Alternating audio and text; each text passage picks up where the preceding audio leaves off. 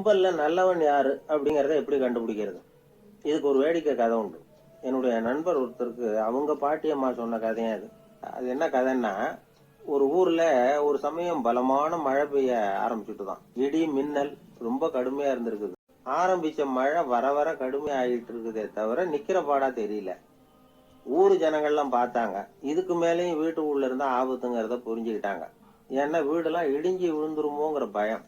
உடனே எல்லாரும் புறப்பட்டு ஊருக்கு பொதுவா இருந்த ஒரு மண்டபத்துல போய் தங்கிக்கிட்டாங்க. மின்னல் கடுமையா இருந்தது. இடி எந்த நேரத்திலயும் விழலாம்ங்கிற நிலைமை. எப்ப விழலாம்னு பாத்துக்கிட்டு இருக்குது. அந்த மண்டபத்துல இருந்த ஜனங்கள் மனசுக்குள்ள ஒரு பயம். நம்ம கூட்டத்துல யாராவது ஒரு கெட்டவன் பாவம் பண்ணவன் இருந்தா கூட இடி இந்த மண்டபத்துல விழுந்துரும். அது எல்லாருக்கும் ஆபத்து அப்படின்னு நினைச்சாங்க. சரி, இதுக்கு என்ன பண்ணலாம் அப்படின்னு யோசனை பண்ணாங்க. அந்த கூட்டத்துல ஒரு பெரியவர் இருந்தார். அவரு ஒரு யோசனை சொன்னார். இத பாருங்க, அதுக்கு ஒரு வழி இருக்கு. அதோ எதிர்த்தாப்புல கொஞ்சம் தூரத்துல ஒரு உயரமா மரம் ஒண்ணு இருக்கு பாருங்க.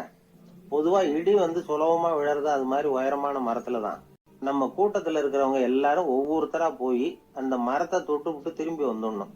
நம்மள பாவம் பண்ணவன் யாரோ அவன் அந்த மரத்தை தொடுற சமயத்துல இடி விழுந்துரும். அவன் மட்டும் போயிடுவான்.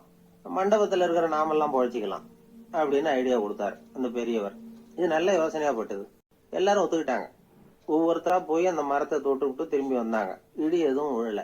இன்னமும் பாவம் பண்ண ஆசாமி அதை போய் தொடல போல இருக்கு அப்படின்னு நினைச்சுக்கிட்டாங்க. ஒவ்வொருத்தரா போறாங்க. எல்லாரும் போய் தொட்டு விட்டு வந்தாச்சு. இன்னும் ஒரே ஒரு ஆசாமி தான் பாக்கி. கடைசியா இருந்த அந்த ஆள் பயந்துட்டான். இது வரைக்கும் இடி விழலைன்னா இப்ப என்ன அர்த்தம்? இப்ப நாம தான் பாக்கி, நாம தான் தப்பு பண்ண ஆள் போல இருக்கு அப்படின்னு நினைச்சுட்டான். அதனால துணிச்சலா போய் தொடறதுக்கு பயந்தான். தயங்கிக்கிட்டே இருந்தான். இருந்தாலும் மத்தவங்க எல்லாம் சும்மா இருப்பாங்களா? கட்டாயப்படுத்தி கழுத்தை பிடிச்சி தள்ளாத குறையா அவனை தள்ளி விட்டாங்க. போய் தொட்டுட்டு வாடான்னு. அவன் நடுங்கிட்டே போய் அந்த மரத்தை தொட்டான். அதே வினாடி ஒரு பயங்கரமான மின்னல் இடி விழுந்துட்டுது. எங்க விழுந்தது தெரியுமா? அந்த ஆள் மேல இல்ல, மண்டபத்துல விழுந்தது. மண்டபத்துல இருந்தவங்க பூரா காலி. அந்த ஒரு ஆள் மட்டும் பொழைச்சுக்கிட்டான்.